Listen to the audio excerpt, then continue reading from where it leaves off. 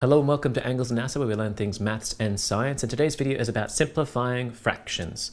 I hope you like the new setup. Hopefully the color doesn't interfere with the illustrations I've got here. We're doing simplifying fractions, and you can see on the example on the screen that I've got 8/14, and Mathilda, my little cartoon turtle, she's totally digging the 4/7 there. And the idea behind the little picture is that we as mathematicians will much rather work with small numbers if we can. It is so much easier to work with a fraction that is in its simplest form. It's easy to add, subtract, multiply, and divide with. If you don't simplify, things can get out of hand very quickly. For example, adding numbers like 1 and 2 together is pretty simple, but adding 48 to 190,024, when the numbers get really big, it can make things harder. So I'm just going to take you through some of the foundation information that you need to know with simplifying. So the objective is to reduce or to scale down a fraction without changing its value, without changing its worth. So again, I've got Mathilda the turtle. On one side, you can see that she is all rugged up. She's got her mittens on. She's dressed for winter. And if I just remove the excess, so it's just the turtle, it's still the same identity. It's still Mathilda the turtle. It's only when you simplify and you get it wrong where you change the identity. So the lower example is kind of like a visual example. If you get it wrong, it becomes something different. That's clearly not Mathilda. It's part of her, but it's not the whole thing. So we're going to go through the next bit on, I forgot. Let me cut here and hopefully move on to the next. So the main concept that underpins simplifying fractions is the idea of equivalent fractions. So here I've got half. That's the exact same thing as 2 divided by 4, which is also the same thing as 3/6. Okay, they're all the same identity, they're just at different scales. And down the bottom of the diagram here, you can see that when you have 1 divided by 2, that's basically 1 part out of a total of 2 parts. That's going to be the same thing as having 2 parts out of 4 or 3 parts out of 6.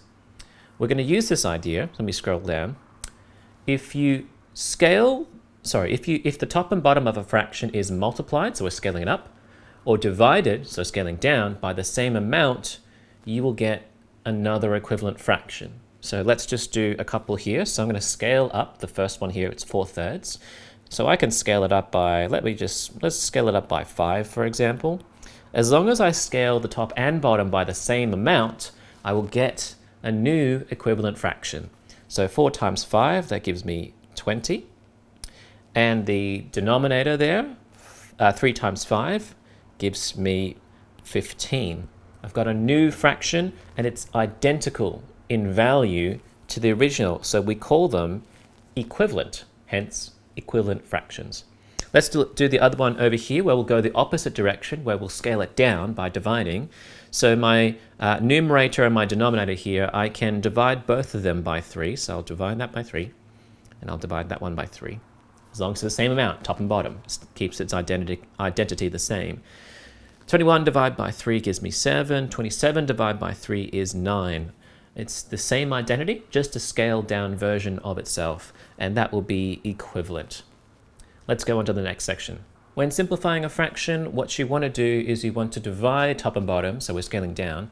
We want to divide by the largest number possible that the numerator and denominator both share in common. So we're looking for a common divisor, or you might call it a common factor. We will find the biggest one we can is also preferable. So I'm just going to look at, I've already done the bottom, so I've written out all the factors or divisors of 36. I'm just going to list them out for 24 above. So I can divide it by 1. I can divide it by 2. It can be divisible by 3, divisible by 4. I think it's divisible by 6. It's divisible by 8, divisible by 12, and of course divisible by itself. So looking at these two lists, we want to find any common factors. So I can go highlight these in green. So they both share these in common. They both share 3 in common. They both share 4 in common. They both share 6 in common. They both share 12. Okay, and so we can use any of those ones I just highlighted to scale the fraction down, I'm going to choose 12 because it's the largest one they share in common, the highest common factor. So I'm going to use that one. You can do this bit by bit. So for example, you can divide it by 2 and see how you get it. And then you divide that answer by 2 and you keep going and keep going and keep going. But it does tend to take a bit longer. So it's preferable when you can to identify the largest common divisor. So I'm going to use 12. So I divide this by 12 and I'm going to divide this by 12. So 24 divided by 12, that gives me an answer of 2.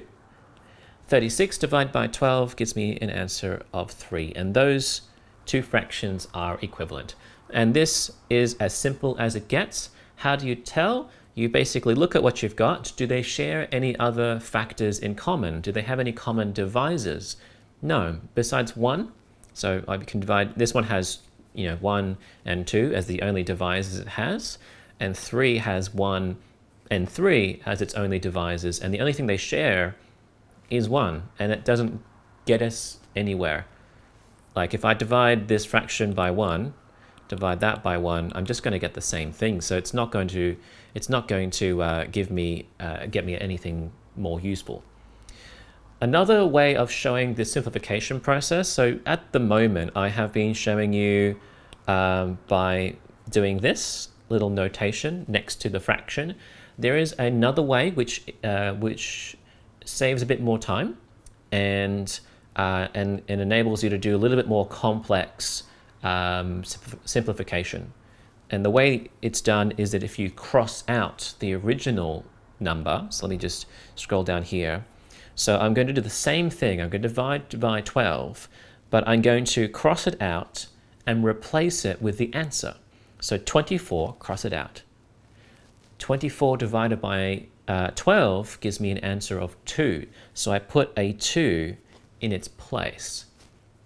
36 divided by 12 is, again, I'm going to cross it out and replace it with the answer, which is 3. Okay? So straight away, by doing this method, you can see what the new fraction is pretty quickly without doing a whole lot of extra writing. And it's actually fewer lines of writing to do this way. So this is much more preferable. Here I've got a situation, no. You can cross-simplify fractions if you have two fractions multiplied against each other. This trick will not be valid if you have two fractions in a subtraction scenario or addition. It only works for a multiplication between two fractions. And when you have that situation, you have more options than usual. So far, we have been simplifying fractions vertically. So if this is my fraction, my top number and my bottom number, I can divide the top and bottom by a common factor and scale it down. When you have fraction times fraction, you also have the option of simplifying diagonally, and likewise the other direction as well. So I've just got the math turtle sort of doing some dance moves to give you a reminder. You can cross simplify diagonally this way, you can that way, and you can also go vertically. Let's have a look at a situation just down here. I'll leave the turtles at the top, shall I? So like I just said, you can simplify vertically, so I can simplify it that way down.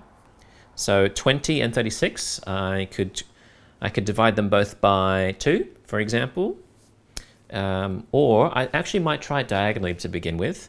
I think I will go this way. So I can simplify this way purely because the situation is a multiplication problem.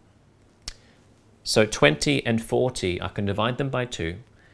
I can divide them by 5. I can also divide them by 20. So 20, cross it out. 20 divided by 20 gives me 1. 40 divided by 20 gives me 2. So I'm going to put those new numbers in their place. Let's go diagonally the other way. I'll change color, and hopefully this helps you keep track of what I'm up to. So I'm now going to simplify this way on that diagonal. 36 and 180, it looks like I could divide both of them by 3. Probably a bigger number, but at the moment I think 3 will work, mainly because I don't know all the factors of 180 off the top of my head. So usually when I see a 3-digit number, I just go with simpler numbers and work my way up to it because I'm not familiar with them. 180 is not exactly one of our times tables that we know of by heart. So I know that 18 can be divisible by 3, and that gives me, oh, beg my pardon, gives me 6, so I'll get 60 if I divide that by 3. Divide this answer by 3, I will get 12. All right.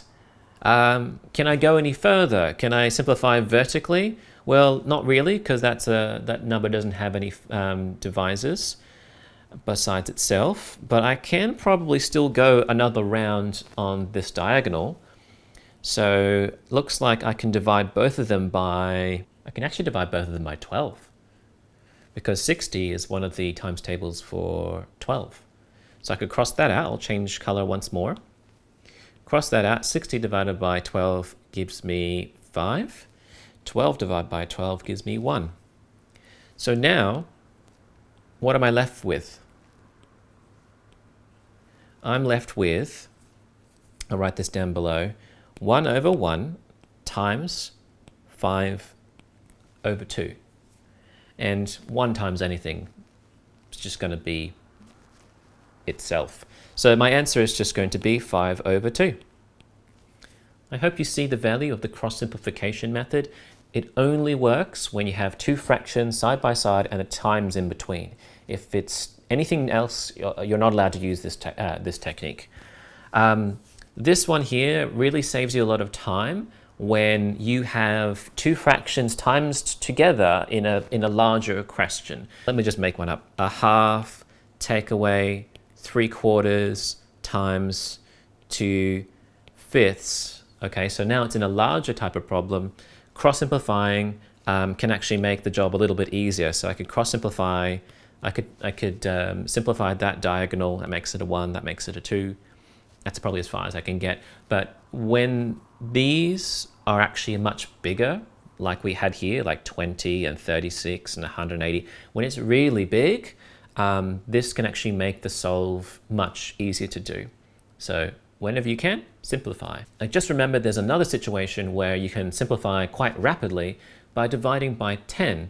So if you see any numbers in your fraction, top and bottom, or it could be diagonal as well for a oh, I just realized I can't see that on screen. So if you have a fraction top and bottom which both share zeros in them, or if you have a, you know what, I'll just draw it, shall I? If I have it in a larger question, let's say, 30 over 20, for example, this trick will work as well. So when you divide something by 10, 100 divided by 10, the answer is 10. It's almost as if I have just eliminated one of those zeros from the original. If I have 20 divided by 10, I think there's an ambulance outside. If I have 20 divided by 10, then the answer is 2.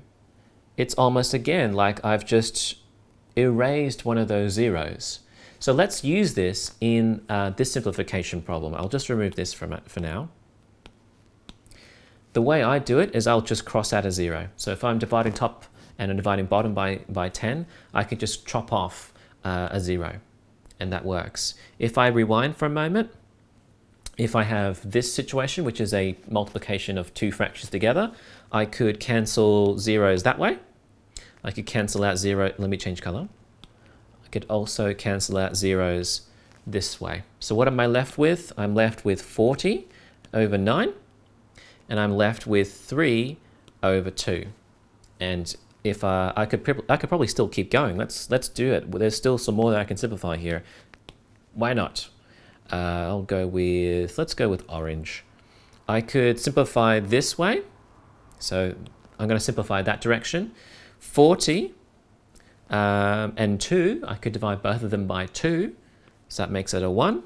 That makes it a 20. I could also simplify, let me change to another color. Let's go with blue.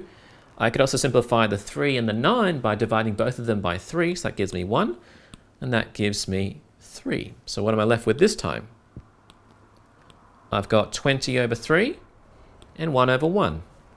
So the answer is just going to be 20 over 3 times 1 over 1, which doesn't matter. So just goes away.